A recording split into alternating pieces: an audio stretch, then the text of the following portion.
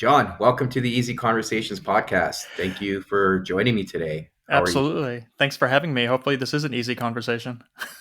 Well, they normally are. It depends. Maybe not an easy listen, but uh, yeah. Well, before we get started, I do want to give you an opportunity to introduce yourself to the listeners. Tell us a little bit about what it is that you do, and yeah, what's where you're located as well, because that's a bit of a interesting one, right? Considering the time difference. Absolutely. So I'm a sustainability author, consultant, and speaker. I've been in the space now for about 20 years. Started off my career at the United Nations in New York, and then went into consulting after being there for a while. So I've worked with the likes of Nielsen, McKinsey, and BSR, who's kind of the McKinsey of the sustainability world.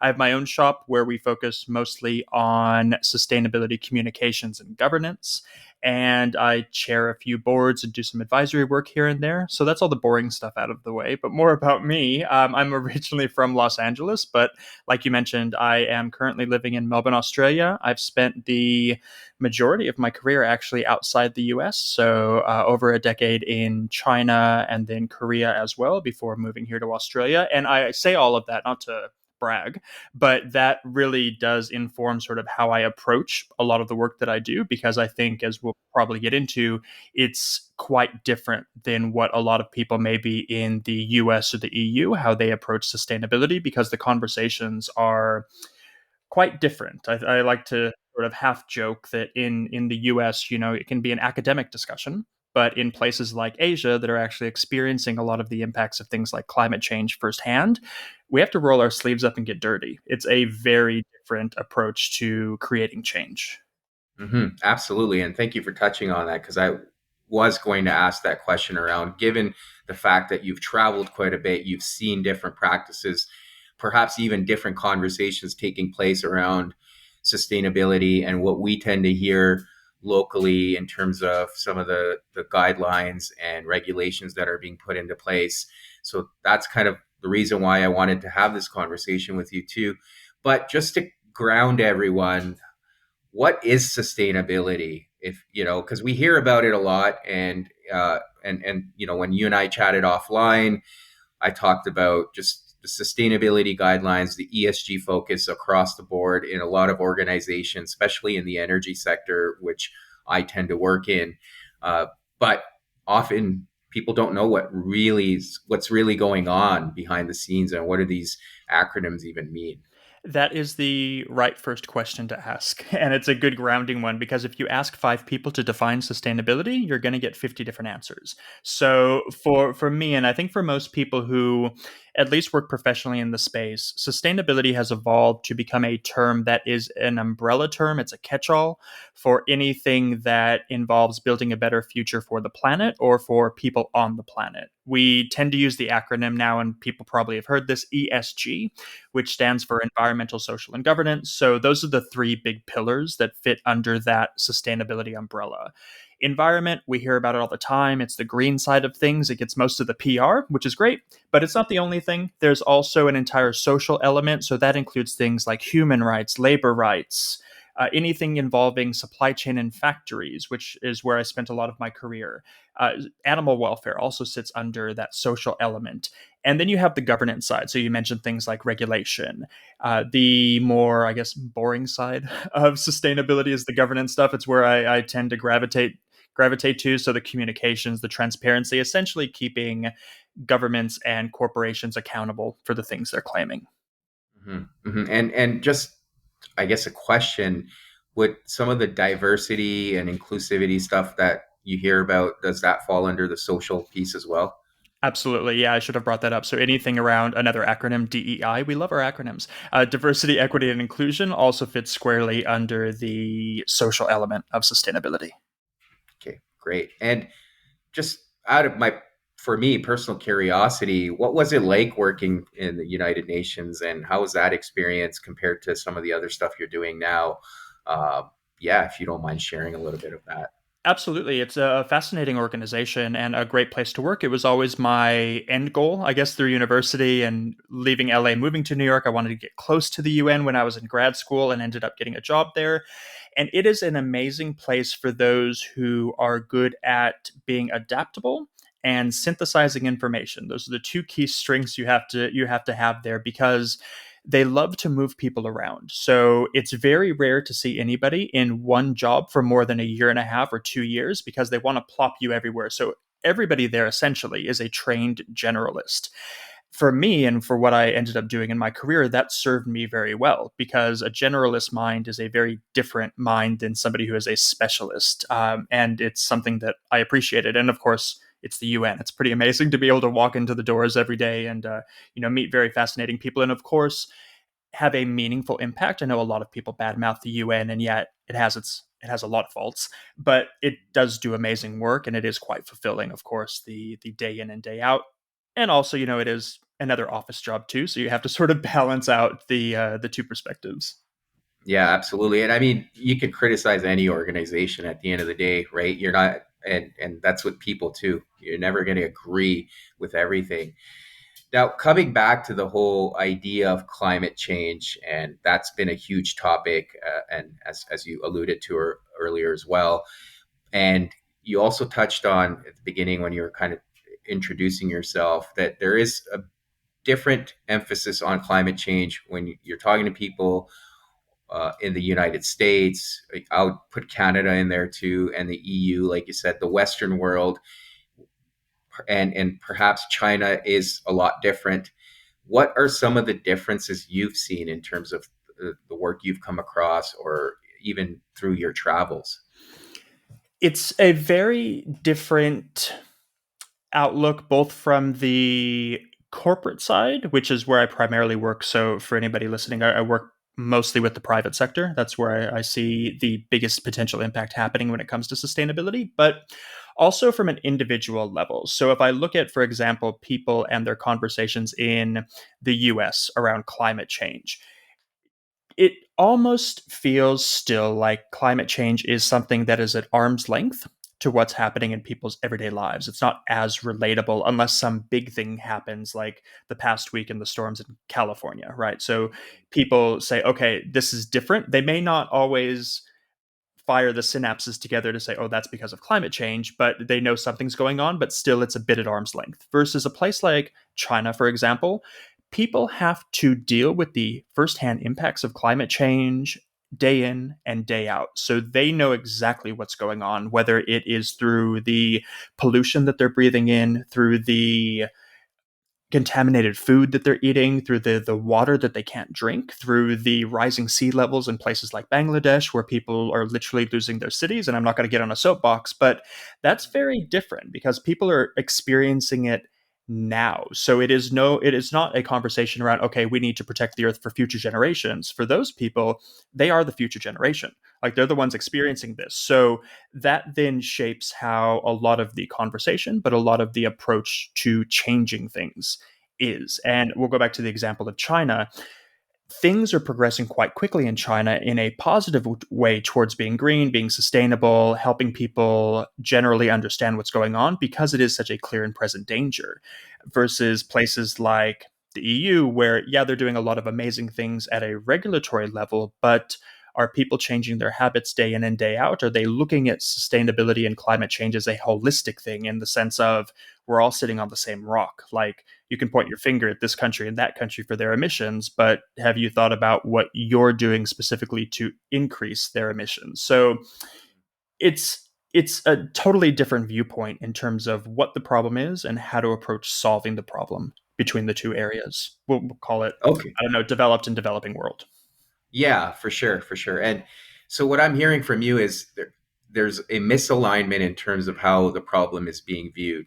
To your point, perhaps in the West and EU, you're looking at it more as, oh, this is a future problem, whereas some of these countries, like you said, are experiencing it in the immediate. So, with that being said, with a lot of the focus on climate change and the regulations, do you, and I think we touched on this before when we chatted, but a lot of these changes, like the net zero concept, is that something do you believe is feasible? And yeah, like what comes out of it after that? My approach to everything in sustainability is that We need to be moving the needle in the right direction. So I don't believe in this idea of perfection. I think that is a misguided idea for anybody who still believes in that, because we're never going to achieve perfection. But the naysayers, those that really want to move against anything in sustainability or climate change, all the deniers, they latch on to this idea that everything has to be perfect. You have to be a perfect environmentalist. We have to reach X, Y, and Z KPI or else we've failed. And that's not realistic, but it's also just puts us all in the wrong headspace, right? I think that there's some adage that I'm probably going to screw up, but it's, you aim for the stars, and if you don't reach the stars, at least you reach the moon, sort of thing. Yeah, yeah, So that kind of adage, where we shouldn't have to feel so bad about not being perfect about everything, but working towards things like net zero as a north star, that's a great thing. Are we going to reach it? Probably not. Probably certainly not within the time frame that we've given ourselves. But yeah. at least it's better than sitting back, twiddling our thumbs, and doing nothing. So that's the kind of mindset I like to take with this. It's incremental progression towards something better. It's not aiming for perfection and never reaching it. Absolutely.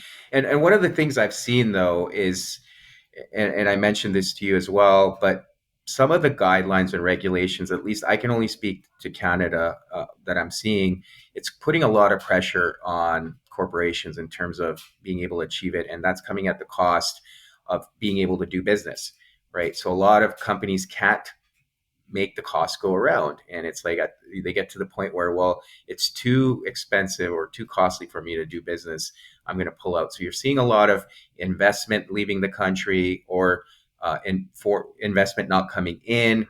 You're seeing a lot of competent people leaving the industry because they're like, well, I'd rather go work somewhere where I can actually get things done and progress things. So that's definitely one of the downsides I've seen. So I'll throw that out there, and then there's others that I do want to talk about. But yeah, just again putting that out there, and want to get your thoughts on it as well. It's one of those things where all of us alive today, we've for whatever reason, we're fortunate enough to be living in this timeline, and I use that entirely sarcastically, because we're in this, when it comes to sustainability and climate change, we're in a transition period right now. We're not going to see the ultimate impact of the work we're doing today. We're getting to experience all of the difficult transition things. So that includes the impact on business, the impact on individuals and livelihoods, the transition from where we were not so long ago to where we're trying to go. And that definitely impacts business, because as governments finally come together and start to regulate things, which they should have been doing a long time ago, honestly speaking. But it's good to hear that there are governments, including Canada, Australia, and a few others. There's still few and far between, are starting to do this. But the impact is that in the short term, that's going to cost business. It's going to make people, like you said, want to leave and go do other things that can be more impactful, or at least, not make them bang their head against a wall every time they go to the office. So that's the unfortunate reality. Where things are going and what the regulations will end up impacting in a positive way, we're not going to see that for 10 or 15 years. So all of that to say, during our working lives, at least you and I, we are going to be in this transition period, which is not a great message for people to hear. I don't have a hopeful message when it comes to things like that. It's just, we're going to have to grin and bear it, because we are working towards something better. I know that sounds floofy and altruistic, and I tend not to go down that route, but it is for a purpose. If not for saving the planet, at least for keeping, from a capitalistic perspective, enough consumers alive for the long term, so that these businesses can also survive. hmm Yeah, but do you think it's going too far? And the reason why I say that is because one of the critiques is, perhaps the Western world's enjoyed cheap energy, but now with some of these measures, they're making it more expensive for the developing countries, and they're the ones who are suffering in the long run. So, yeah, so that's again one of the critiques that comes up quite a bit. Do you see any merit to that? It should be incremental, because I think to do anything too quickly is going to be too much of a shock on business, on the markets, and on consumers. I'll give an example. So I went to Vietnam just on a holiday last summer, and I went to a cafe where their whole thing was that they were charging you the right amount, ethically, responsibly, for a cup of coffee. That was their shtick. I thought, oh, that's cool. I didn't expect to pay 30 US dollars for an espresso. And so these are the things that people aren't. We don't know the true cost of goods because things have been subsidized for so long, and regulation hasn't really kept a pace. But to just go from A to Z overnight is not going to be helpful. So I think it needs to be incremental. What you're saying is that it's not been as incremental as it probably should have been, and that's too much of a shock for all parties involved. Yeah, yeah. Well, and the other piece is even with there's been a huge shift. Again, all I can do is talk about Canada from that's my perspective, but shift towards cleaner energy. And Germany went that way, and with some of the conflicts that took place, they were struggling to make everything work. So again, that's a risk that I've at least noticed, and that's been talked about quite a bit. Just again, your thoughts in terms of try. Again, I know I recognize you said it needs to be incremental, but when you go do too much at once without taking perhaps those step by step approaches, which you can then take the feedback, iterate, and then learn from those changes and apply them. If you do too much, that's, I guess, one of the consequences, right? Absolutely. And there's bound to be somebody holding their phone right now, getting ready to chuck it across the room because they're probably screaming, "Oh, we don't have time to do incremental. We were running out of time." And yes, I get that. So I go back to this idea of doing things where we are focused on moving the needle in the right direction. You gave the example of Europe, which is Germany in particular, which is a great example of doing too much too soon and not looking at things holistically and diversify what the solutions are. So I think in a lot of ways, if we look at the biggest stakeholders that are involved in sustainability, you have all of us consumers, you have the private sector, and you have government. Government is so far behind the other two sectors that anything they're trying to do is coming from a position of playing catch up. So that, I think, is why you see a lot of them doing too much too fast and not really thinking about it, because for sustainability, we're talking decades, centuries. That's the mindset and the mind frame we're working with. For anybody in politics, they're thinking 2 years, 4 years. What rung can they get on the ladder right now? And those two things don't marry each other very well. Those two outlooks. So again, this goes back, and I don't know if this answers your question, but this goes back to my idea of working with the private sector, because the private sector can look long term when it comes to this stuff because they are looking for their business sustainability, but they also have access to capital, resources, they have the willingness to differentiate that certainly politicians don't and consumers don't have access to. So that's really why I do work with the private sector, but governments again playing catch up with all of this and politicians trying to make a name for themselves is not always going to blend with this incremental yet long-term thinking we're trying to do when it comes to massive issues like building a better future. For sure, for sure. And then what do you do with, as you mentioned earlier, like you gave the Bangladeshi example, and you can probably group Sri Lanka in there too with the famine they're experiencing.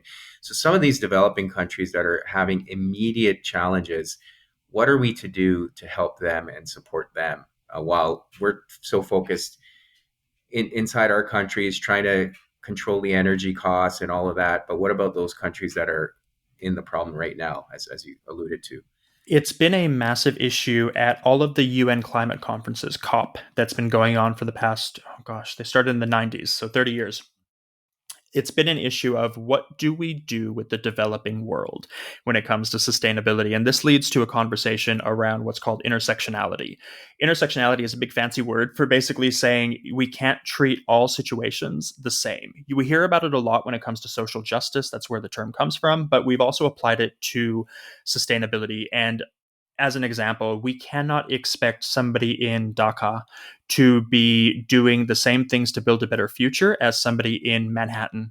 It's not fair, right? They're in different levels of development. They have access to different levels of capital and things they can do. So that's not fair to expect the same thing. And I think a lot of the conversations we have, especially in the developed world towards the developing world, is that, oh, you guys are screwing things up for everybody else. You need to be like us. And that's not fair because Yeah. it's not realistic. They can't. And plus, it doesn't look at things again. We talk about looking at this holistically. I'm on my MacBook, I use my iPhone. I understand that every time I buy that, it has an impact down the line in some factory in Vietnam. I know that. So I can't point my finger at Vietnam and say, hey, you guys are polluting. because ultimately, so am I. I'm the one contributing to it, but I don't think some people do, but I don't think most people think of that and sharing this rock together and how everything works in tandem. Speaking of tandems, I feel like that was one to your question. I think I went Yeah, off on yeah. one. No, no, I appreciate that. I agree with you. And that's what I was trying to, I think I mentioned earlier too. We've enjoyed all the, the, I guess the benefits we get from the energy and all the luxuries we have. And then when it comes to these things now, we're worried about the climate. But like you said, I think it's coming at the cost of some of these developing countries, and we're asking them to make changes. And I agree with you. It's not fair. And we have this, I think a lot of, by we, again, I'm talking about the West, we have this tendency to virtue signal and talk about the future, but it's the developing countries that are the ones that are suffering right now, and we expect them to catch up to us. And I agree with you, it's not fair. So then what's the solution? I suppose, like, how do we ground ourselves in this space and recognize that this is not a futuristic problem?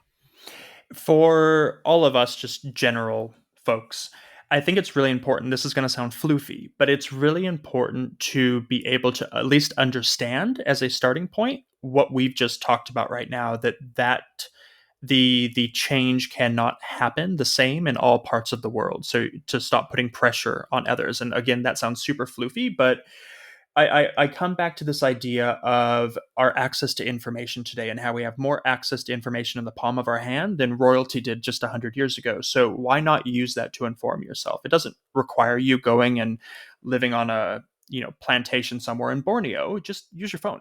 So I think that is a great starting point from consumers. I think the majority, the onus should be on the private sector to make all of those changes, though, because A, they got us in the problem, right? So really, they should get us out of the problem. But like I mentioned a second ago, they have access to all this stuff that individuals just don't. Maybe 70 years ago, when sustainability was first entering the conversation and climate change and environmentalism first started, consumers could do more. But the problems have become so large that now it is kind of out of all of our hands, with the exception of maybe speaking with your wallet.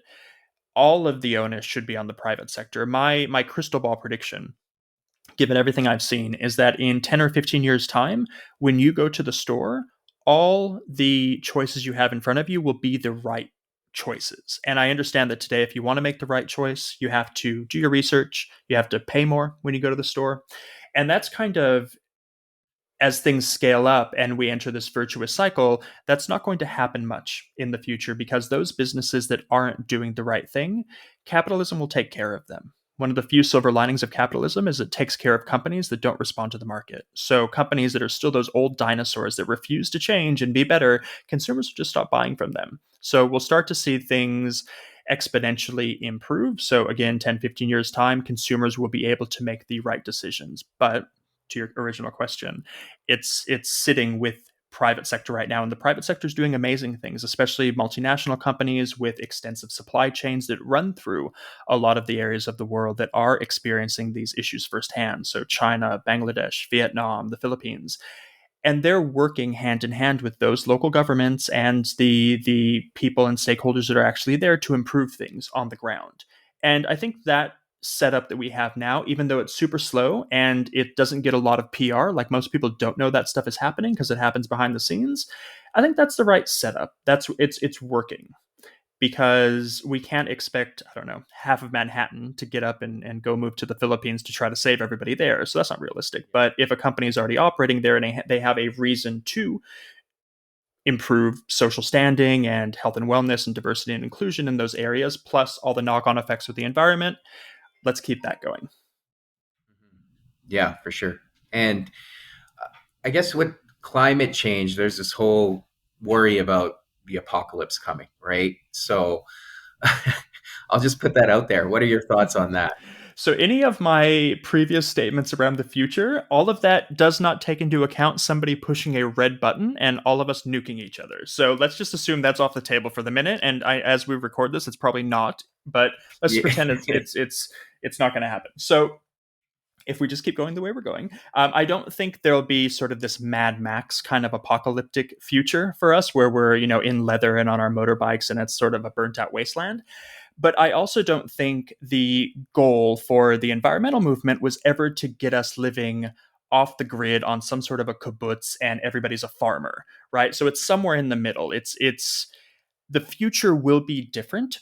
The present is different than it was just 5 or 10 years ago because we've had to transition and we've had to adapt because we are experiencing the impacts of climate change, even though we may not know it because we're like frogs in a boiling pot. We can't tell things are getting hotter. These things are happening all around us. So infrastructure has had to adapt dramatically. And I know in a lot of major cities around the world, people probably do see some of that stuff happening, whether it's through seawalls or conversations around, okay, how do we move people around the city if anything happens? So that stuff is happening. And that's going to be our reality, at least for the next century. Transition, adaptation with infrastructure, but not a burnt out hellscape. We don't have to worry about that. On the environmental side, and I guess the species side of things as well, we're going to have to get used to, this is terrible. I can't believe I'm about to say this, fewer animals, right? It's a really sad thing, but the levels of extinction are just through the roof right now. So that will be a massive change that is really heartbreaking. I gave an example a little while ago to somebody. Again, I live in Australia. Australians love their road trips, and it's summer here right now. So, you take road trips, and there's a lot fewer bugs on the windscreen than there have been in years past. And that's a massive indicator. We may not like bugs, but they're an important part of the ecosystem. So that's just to show that there are levels of extinction that are also happening alongside all of the stuff that we're doing just to save ourselves as humanity. Mhm. And how much of that do you feel is because of our, like, how much of it has it been our role as a species, or how much of it has just been natural progression? Because I, we often have that debate. So I'm just curious on your thoughts with respect to that, because there's one school of thought, and we'll get. I do want to come back to that. That says climate change isn't real, right? It's a joke, or it's false. But how much of it is our role, and how much of it is just nature? I'll preface all this by saying I'm not a scientist. It's not my area of expertise. And because of that, I trust the scientists.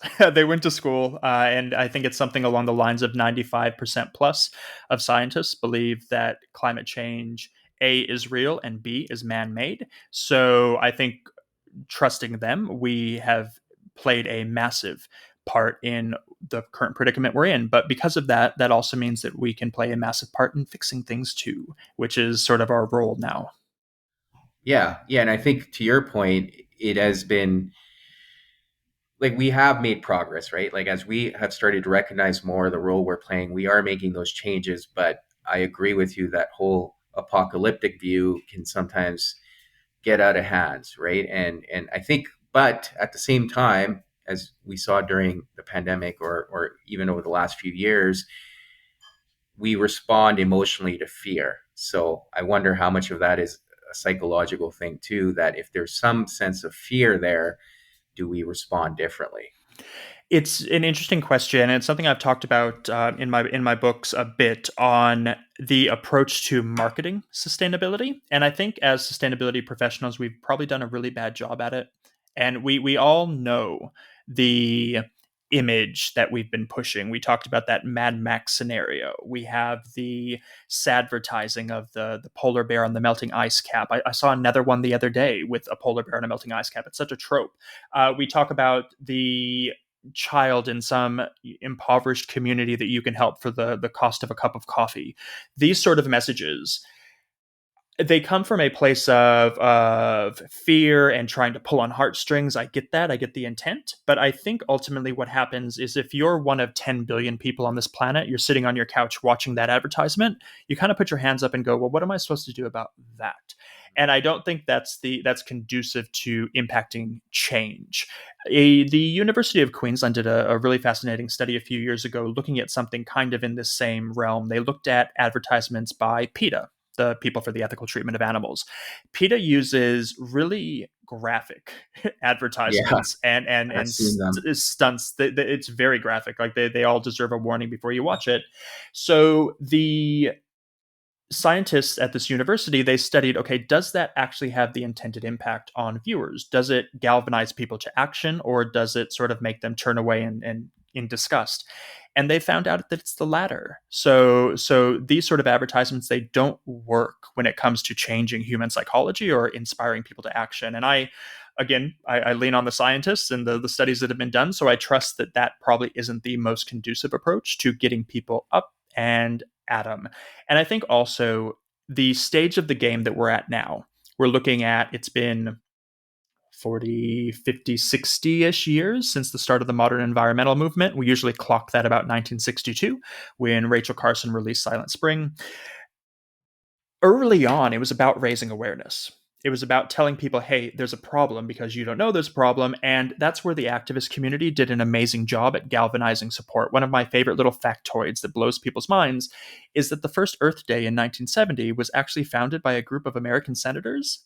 And if you fast forward to today, there'd be no way American senators would do anything like that. So it's crazy to see how amazing the work of the activists in raising awareness was at that time. But like we talked about a little while ago, the issues now are so large.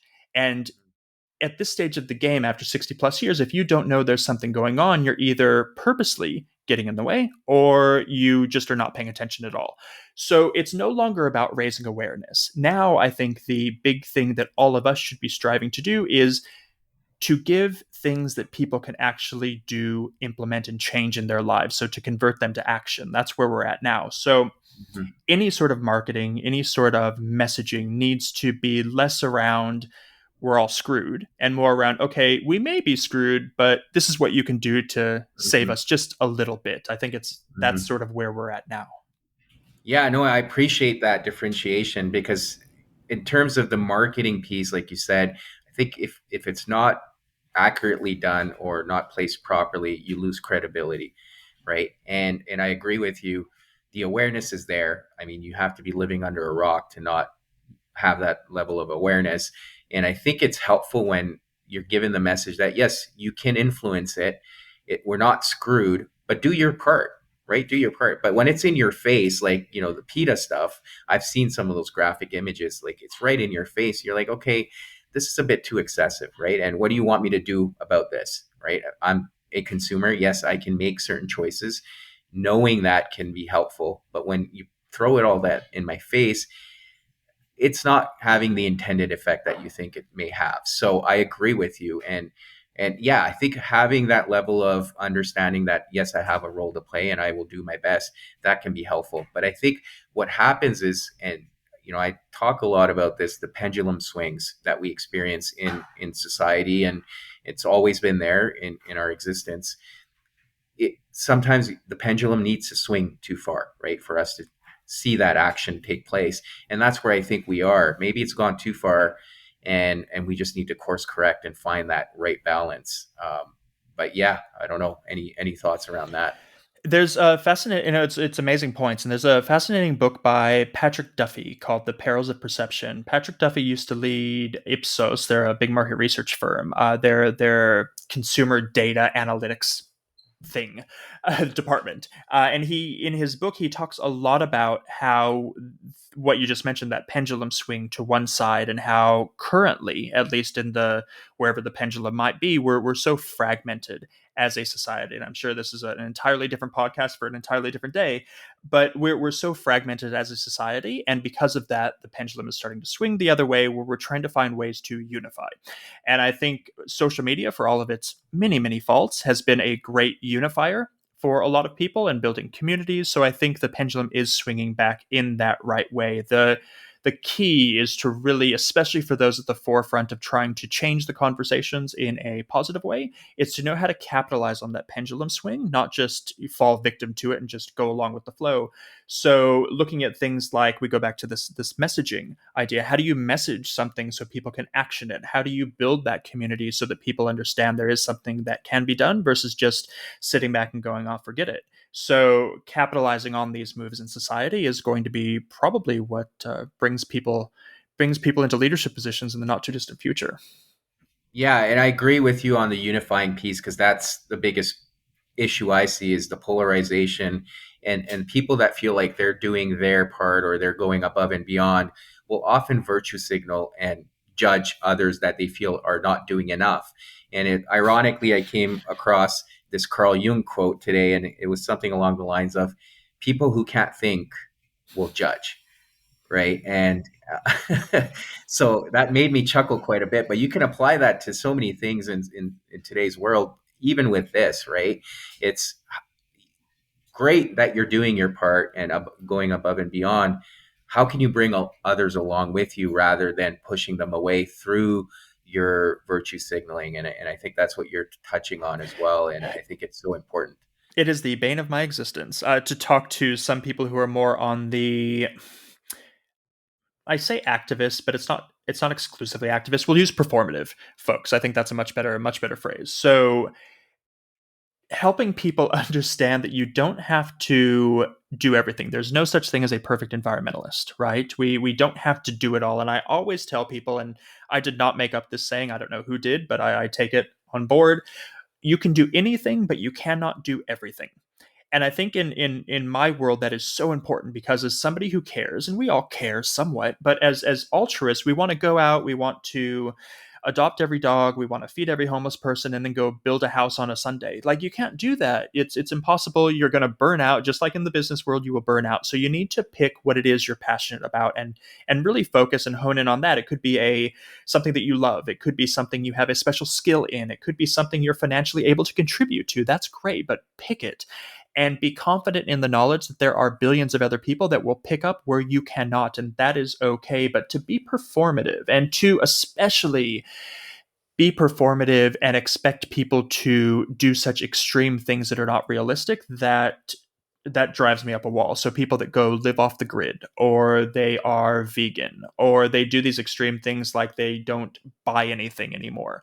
That's great. More power to them. But is that realistic for 99% of the population? No, of course not. So all you did was alienate them and made yourself look kind of like a fool. So what could you do instead to help bring people along? Could you say, hey, I'm a vegan? I'm not, but I'm a vegan.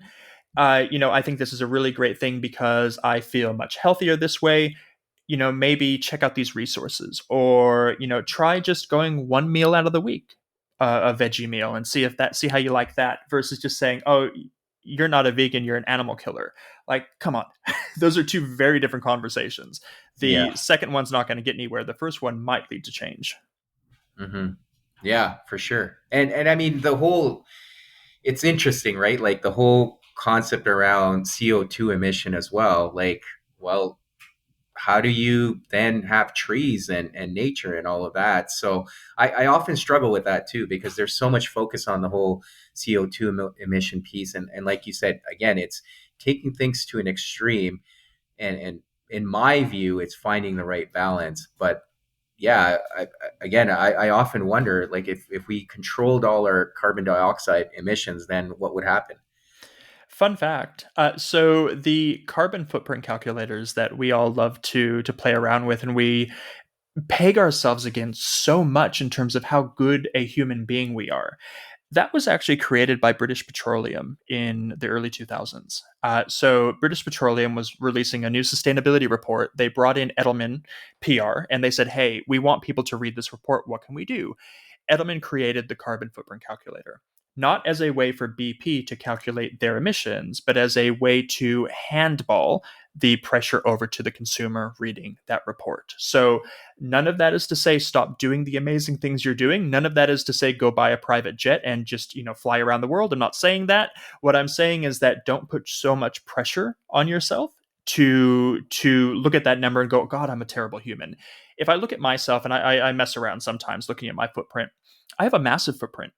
And the reason I have a massive footprint is because I tend to get on a plane to then go to, fly somewhere to go talk to an audience for change, or to sit inside a business headquarters to help them fix their sustainability strategies. But I don't get a credit for that. I just, on paper, look like I'm a terrible human being. So don't put so much credit into the carbon footprint calculators. Look holistically at all the things you're doing. And of course, at the same time, really question the actions and the things that you're doing, and say, hey, is there something I could do that's going to be even more impactful than what I'm doing? Am I doing all that I can? And if you are, amazing, keep doing it. If you're not, incrementally, like we talked about a little while ago, move the needle in the right direction. Well, and I think now airlines will be charging you for the carbon footprint too. How lucky So are we? Yeah. yeah, and it's funny you mentioned BP came up with that calculator because they also, I think it was around 2010, had a massive oil spill too. So yeah, Yes, they did. Which everybody seemed to, not everybody, of course, but a lot of people seem to have forgotten about. They got away yeah, with that somehow, and I don't get it. yeah, yeah. Well, that's the way it works. But I, I've really enjoyed this conversation, John, but I do want to put it out there. If there's anything we didn't cover that you think is very valuable for the listeners to know or can be informative, I feel like we covered quite a bit of ground, but anything else you feel that could be helpful in this context? Sure. No, we covered a lot, so thank you for the conversation. This is great, and I'm glad we got to get into a little bit of the meat of things. Sometimes these conversations are just very surface level, so that's good. I think the only other thing I just want to raise, and part of it is self-serving because I just launched a book about it, but my book's called The Great Greenwashing, and that is the subject of greenwashing. So how corporations and governments wrap themselves in this language of being sustainable when the reality may not be the case. And just to raise that awareness with consumers, especially when you go to the store, to just be quite cautious about a lot of these claims that you might see on packaging, calling themselves green or eco or sustainable. We see a lot of packaging that is in the color green because they think consumers are that dumb that they're just going to say, oh, yeah, of course. But just be very cautious of this sort of stuff. And, when you're reading the back of a pack and it seems too good to be true, it might be. So just be very careful when you're spending your hard-earned money, especially in these economic times, right? A lot of people are struggling. Don't waste your money on a company that's lying to you. Try to support the ones that are good. Well, and I'm glad you mentioned that because that was the big thing that jumped out to me was again your book and the fact that, like you said, a lot of these corporations are putting that blanket around themselves, but they're transferring the cost to the consumer. So they're not. I mean, it's not like they're at the end of the day taking a massive hit to their bottom line. The consumers are, and to your point, given the current economic conditions, inflation, and all kinds of stuff. Plus, you add this on top, it's a consumer that's getting screwed, right? And I find that quite frustrating as a consumer Absolutely. myself. Yeah, Yeah. absolutely it is. And like we talked about a little while ago about that crystal ball prediction I had, that's going to go away. But again, we're in a transition period where, especially post COVID, and of course, I know we're still in the middle of a pandemic for sure, but as we've come out the other end of the lockdowns, companies for some reason got together and they realized, oh, wait, we're really behind. We better take advantage of consumers by saying we're green. And so we've seen a massive uptick in this greenwashing, which is what prompted me to write the book in the first place, because it's not right that companies continue to lie and get away with this terrible behavior and charge us for the pleasure. That's not all companies. There is a sizable portion of companies doing the right thing, and they're the ones that are quite mature when it comes to sustainability. They've been doing it for decades, and they're the ones that are going to make it out the other end of all of this. But the ones that have just hopped on the bandwagon now to try to make a quick buck, again, my prediction is they're not going to be around too much longer unless they really change their ways. So I suppose that is a quasi hopeful message to leave on. Yeah. Well, and I guess if you can shed some light, like as a consumer or someone who's interested, how can they differentiate between the ones that are, again, jumping on the bandwagon and playing the game versus the ones that are actually doing the real work? Absolutely. So there's three big ways that companies will greenwash. So the first is through the marketing tactics. So we talked about the green package, or it's the advertisement for a car that is going like driving through a beautiful forest, right? It's these messages, this symbolism that you look at and it's supposed to denote a connotation of being clean and green. So that's one way. It's the language they use, especially if they try to, and this is the second big way, misdirect you somehow. So are they using a lot of statistics that don't make sense or can't be substantiated? Is the back of the package, does it sound like a lot of marketing fluff? Is it using jargon? All these sort of things that should get your spidey senses really going, wait, that's not right. That's another way. that these things happen. A lot of that also happens through imagery. So, look at the cute picture of kids on the front of our sustainability report, but not the child labor we have in Mozambique. Don't look at that. So, this is a lot of how the misdirection works. And the most nefarious of all, which was really mind blowing for me when I was doing my research, is what's called green scamming. And this is not something any consumer can do anything with because the problem is too big, but you should still know about it. Really polluting industries, especially oil and gas, they will fund lobbying groups that on the surface look as if they're NGOs or doing good things for the earth. And it's mind-boggling. But I thought about this and I'm like, of course they do that. Of course they do. They're terrible people. So of course they do that. So one of my favorites, it's out of Europe, and it's something along the lines of the European Media Institute for Sustainable Development, something along those lines, but it's funded by an oil company. So, like stuff like this. So, just be very cautious, I guess, is the end of the day. What I'm trying to get across to people of any claims that a company is making towards you, just be cautious of whether or not they're telling you the truth. Hmm. Very interesting. And some of this research can be found in your book, I'm assuming, because that's what you used. Yeah. Absolutely. Okay. For interest. Okay. Well, that's great. Well, thank you, John. I really appreciate this conversation. I really enjoyed it. Thank you so much for sharing your insight and your personal experience to help educate all of us, including the listeners. What are some ways people can find you? Or I know you touched on the title of your book too, but what are some ways people can find that or yourself online? Absolutely. So the books for sure. It's The Great Greenwashing is my second book. My first is called Sustainability for the Rest of Us. But also find me through my own website, johnpabon.com. And then I'm really big on TikTok. I love TikTok. I know it gets a lot of gruff in North America, but it's been a great social media channel to really get in-depth conversations going around things that are very difficult to get across in a 30-second Instagram post. So find me on TikTok at John A. Pabon. Great. No, I'll put that in the show notes, but thank you again. I don't do This was great. dancing, so don't be disappointed when you go. All right. Good word of caution. Yes.